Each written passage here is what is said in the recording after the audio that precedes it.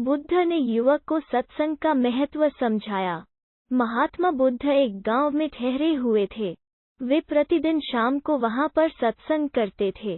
भक्तों की भीड़ होती थी, क्योंकि उनके प्रवचनों से जीवन को सही दिशा बोध प्राप्त होता था। बुद्ध की वाणी में गजब का जादू था।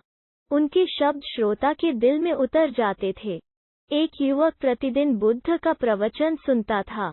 एक दिन जब प्रवचन समाप्त हो गए, तो वो बुद्ध के पास गया और बोला, महाराज, मैं काफी दिनों से आपके प्रवचन सुन रहा हूँ, किंतु यहाँ से जाने के बाद मैं अपने गृहस्थ जीवन में वैसा सदाचरण नहीं कर पाता जैसा यहाँ से सुनकर जाता हूँ।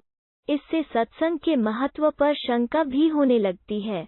बताइए, मैं क्या करूँ? उद्धरण। बुद्ध ने युवक को बांस की एक टोकरी देते हुए उसमें पानी भरकर लाने के लिए कहा। युवक टोकरी में जल भरने में असफल रहा। बुद्ध ने यह कार्य निरंतर जारी रखने के लिए कहा। युवक प्रतिदिन टोकरी में जल भरने का प्रयास करता, किंतु सफल नहीं हो पाता।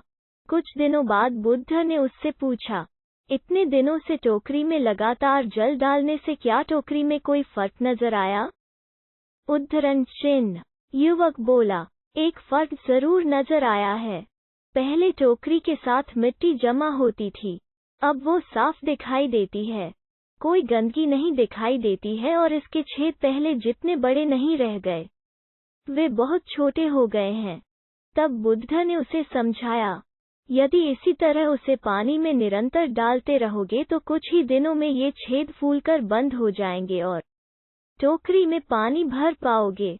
इसी प्रकार जो निरंतर सत्संग करते हैं, उनका मन एक दिन अवश्य निर्मल हो जाता है। अवगुणों के छिद्र भरने लगते हैं और गुणों का जल भरने लगता है। युवक ने बुद्ध से अपनी समस्या का समाधान पा लिया।